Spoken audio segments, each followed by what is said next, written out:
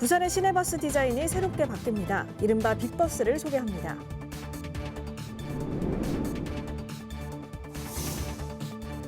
옛 소방서 건물이 창작 공간으로 변신한 북구 스페이스 119 첫 입주 작가들이 이웃과 함께하는 마을 축제를 준비하고 있습니다.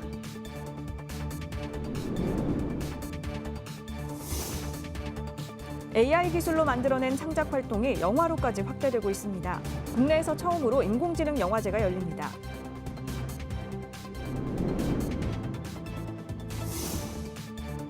부쩍 추워진 날씨 속에 이웃들의 따뜻한 겨울을 위한 사랑의 김장김치 나눔 행사가 사하구 다대동에서 열려 훈훈함을 더하고 있습니다.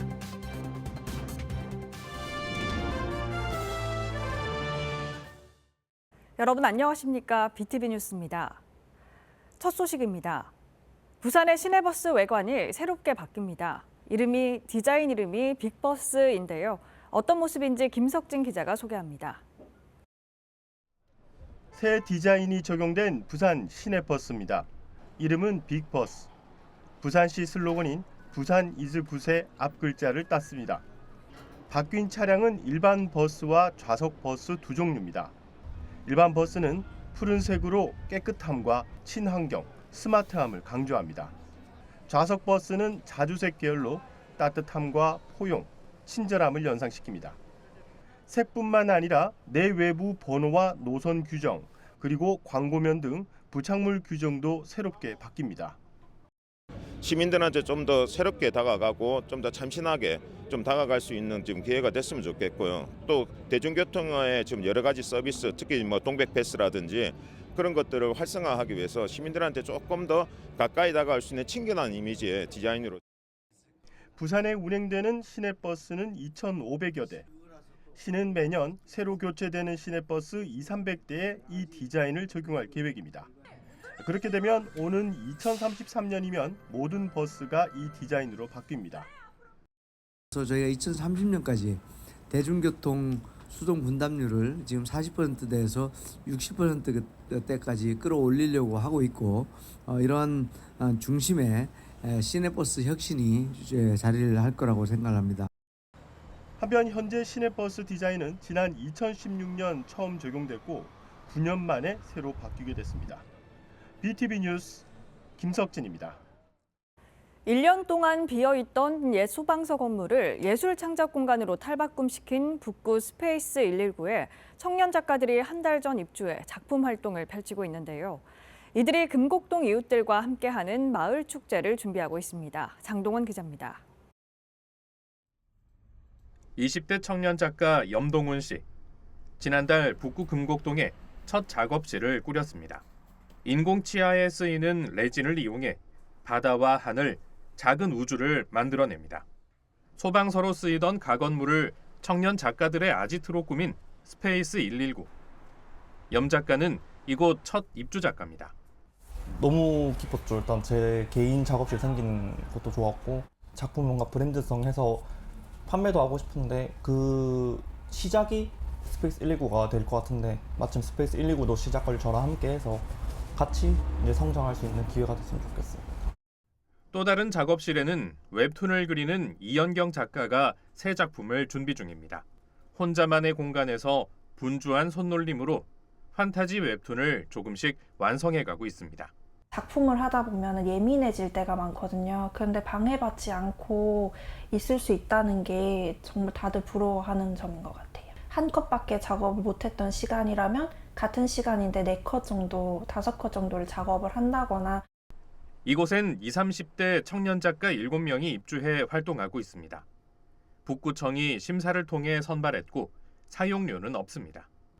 이들은 각자의 작품 활동 외에도 금곡동 주민과의 소통을 함께 준비하고 있습니다. 오는 7일 금곡동 어린이와 주민들을 초청해 작가들과 함께하는 다양한 체험 프로그램을 진행합니다.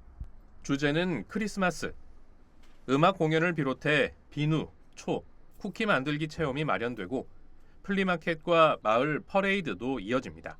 레진 아트가 뭔지 뭐 이런 체험을 할 수 있다는 걸 알려주고 싶은 것도 좋은 기회고 조그만한 키링 같은 거 만들어서 거기서 할 수 있는.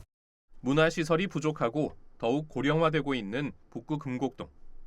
스페이스 119가 이곳에 활기를 불어넣어 주길 기대하고 있습니다. 누구나 할 수 있는 건데 이게 처음 시작하는 게 막막하기도 하고 그 안에 있는 법칙 같은 거를 모르시는 분들도 있다 보니까 그거를 가르쳐 주는 게 저희 전공생들의 꿈이라고 생각을 하거든요. 너무 불편해하지 마시고 편안한 마음으로 만화나 여러 다양한 예술을 접하러 오셨으면 좋겠어요. 스페이스 119가 여는 첫 마을 축제 청소년 아트 페스티벌은 7일 오전 10시부터 열립니다. BTV 뉴스 장동원입니다. AI 기술 발전은 어디까지가 한계일까요? AI 기술로 만들어낸 창작 활동이 영화로까지 확대되고 있는데요. 국내에서 처음으로 인공지능 영화제가 열립니다. 김윤정 기자의 보도입니다. 영화의 전당이 AI를 활용한 첫 영화제인 부산국제인공지능영화제를 개최합니다. 개막작은 AI 프로그램인 런웨이 젠3를 활용해 제작한 더 가디언이 선정됐습니다.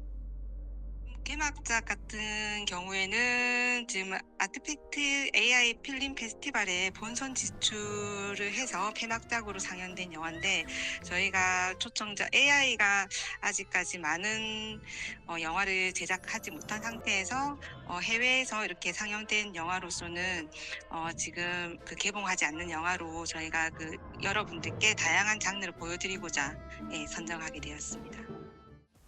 반복적으로 멸망하고 다시 시작되는 인류 문명을 다룬 영화에서 야생을 해치며 꿈을 쫓는 키위새의 이야기까지 부산국제인공지능영화제에서는 AI 기술을 활용한 신작과 화제작 등 7편이 초청됐습니다. 또 공모를 통해 본선에 진출한 15편의 영화는 심사를 통해 수상작을 선정할 계획입니다. 삶과 죽음, 환경과 생명의 존엄성 등 다양한 주제로 인공지능 기술의 혁신적인 변화를 체험할 수 있습니다. 영화 제작 부분 자체를 AI 기술로 활용을 해서 제작된 영화들을 모아서 진행되는 영화제입니다. AI 기술을 활용하여 제작된 영화는 15분 내외로 초단편 영화로 좀 구성이 되어 있고 영화에 관련된 기술을 활용해서 환경이나 재해 등 독창적인 스토리를 영화의 전당에서 영화로 만나보실 수 있을 것 같습니다. 영화제 기간 AI 컨퍼런스에서는 AI를 활용한 창의적 예술 제작 사례와 영화 산업의 미래, AI 기술의 역할에 대한 비전을 모색하는 시간도 갖습니다. 200여 명이 넘는 영화 제작자와 감독, AI 연구개발자들이 부산을 방문해 인공지능 기술의 현안들도 공유할 계획입니다. BTV 뉴스 김윤정입니다.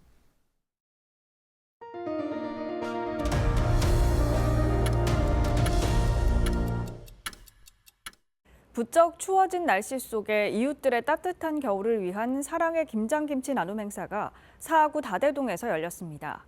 올해도 지역사회가 한마음으로 힘을 모아 어려운 이웃을 위한 따뜻한 나눔의 손길을 전했습니다. 박철우 기자입니다.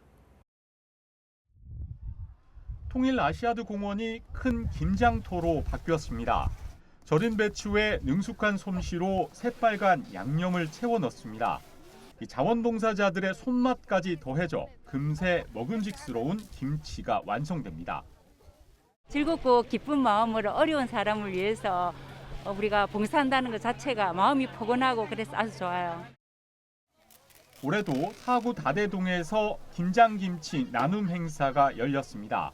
사하구청과 지역복지관, 주민자치위원회 등 지역 단체들이 합심해 2,000포기의 김장김치 나눔 축제를 마련했습니다.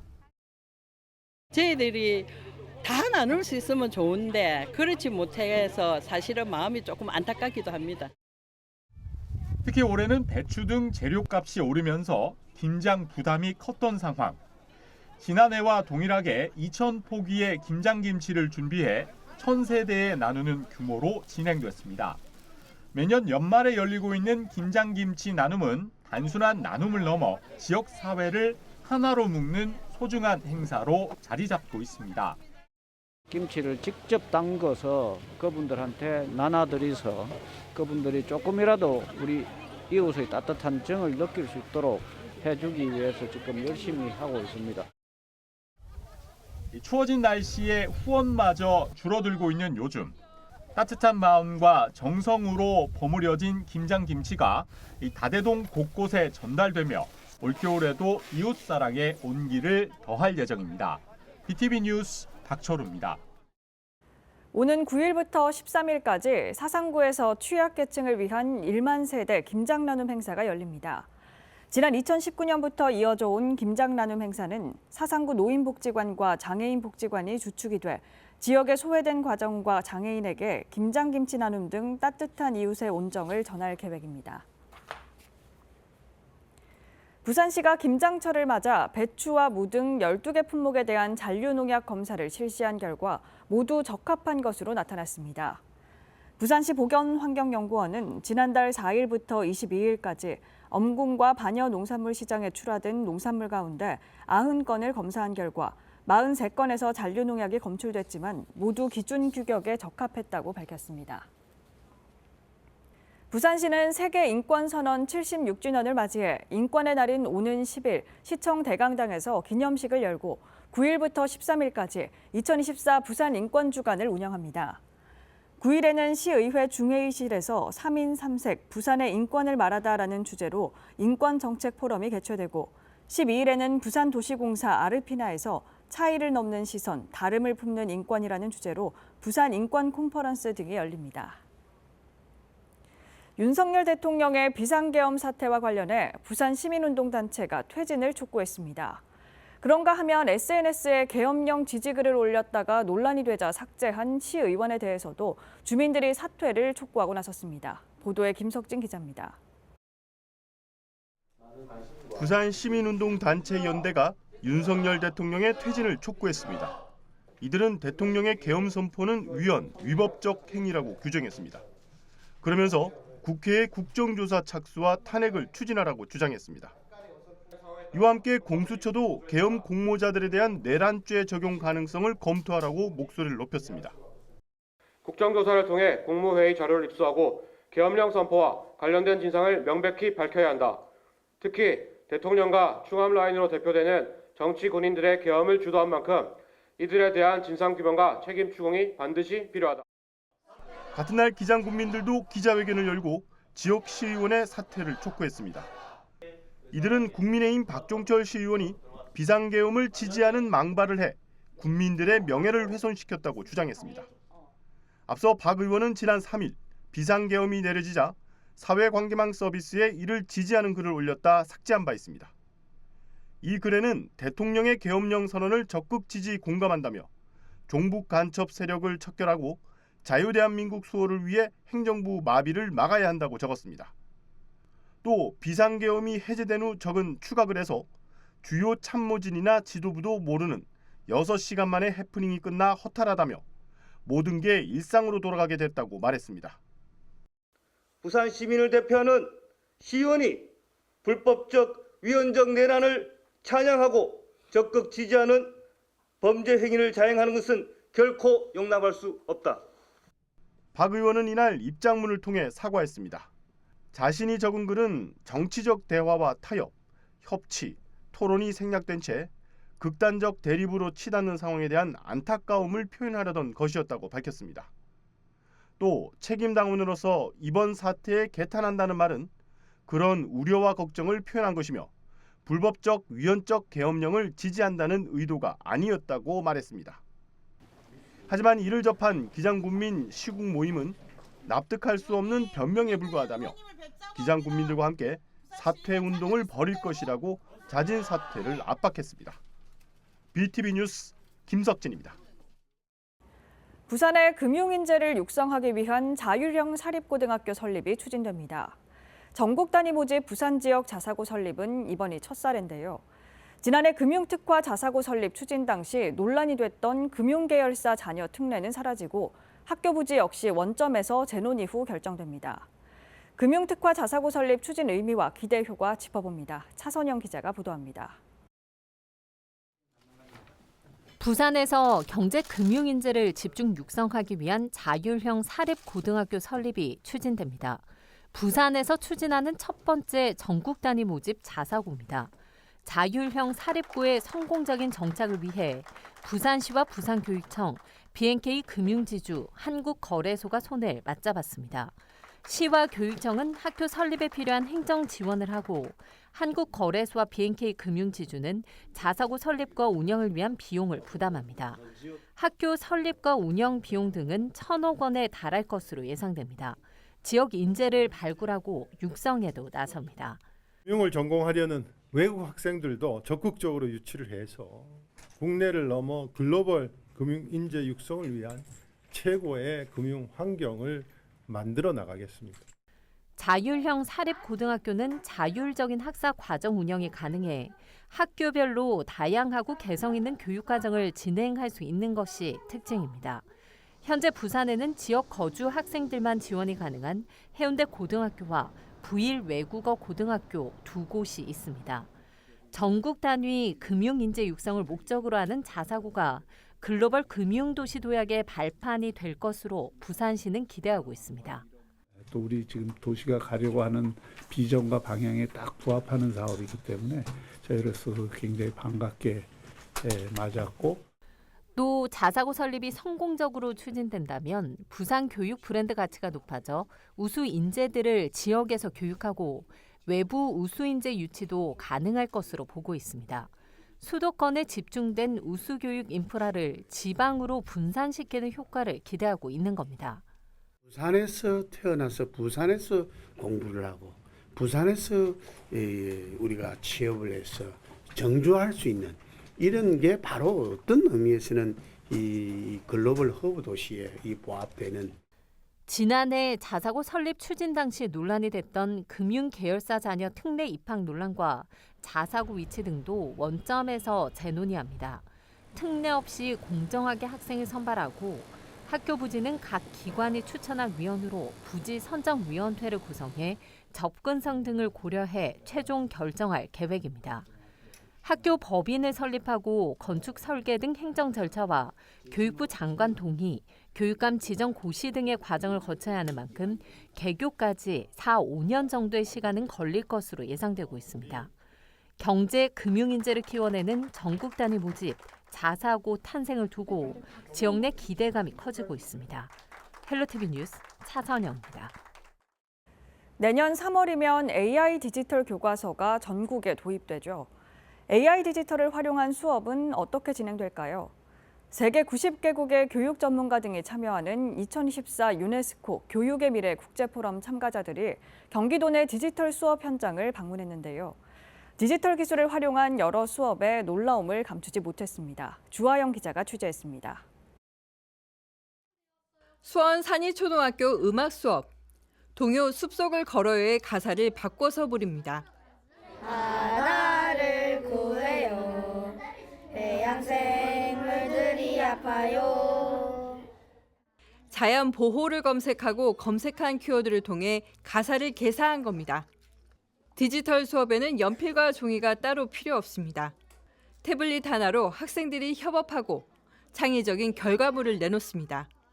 이 같은 수업을 지켜보는 건 2024 유네스코 교육의 미래 국제포럼의 교육 관련 세계 전문가들입니다. 이들은 한국의 디지털 수업이 놀랍다고 평가합니다.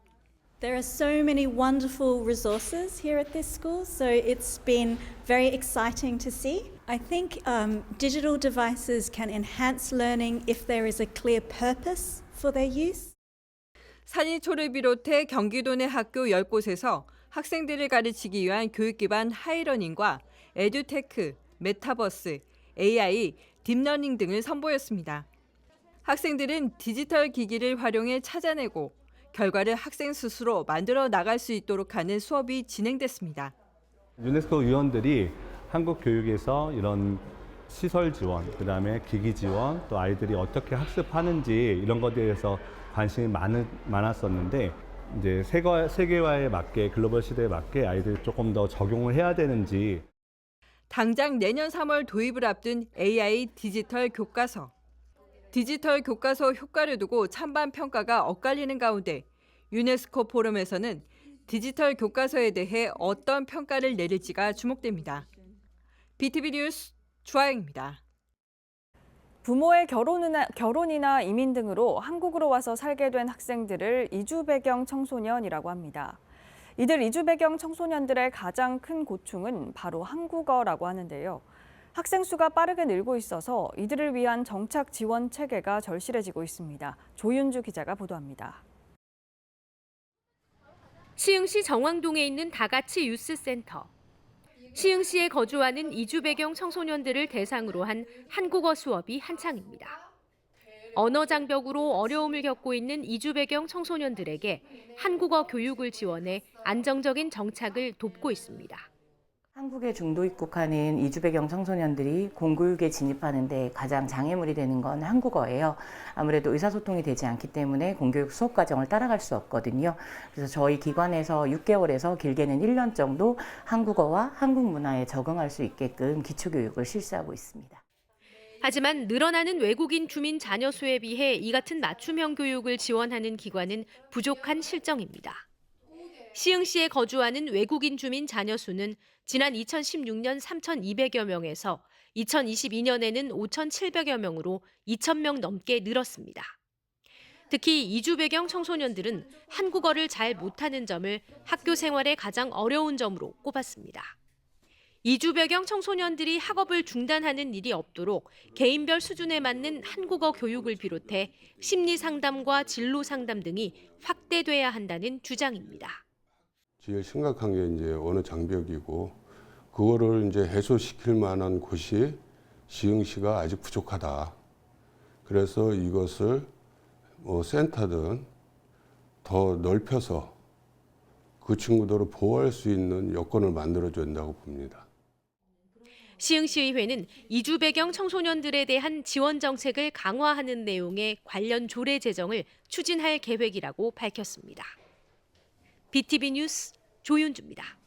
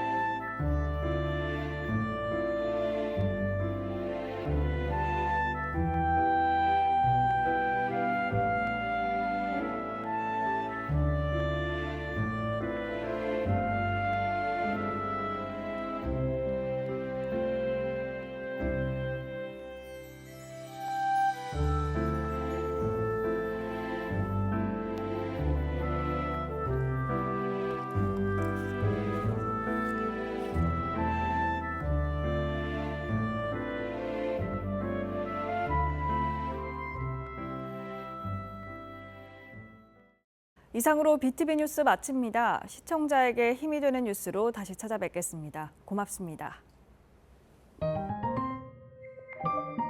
채널 BTV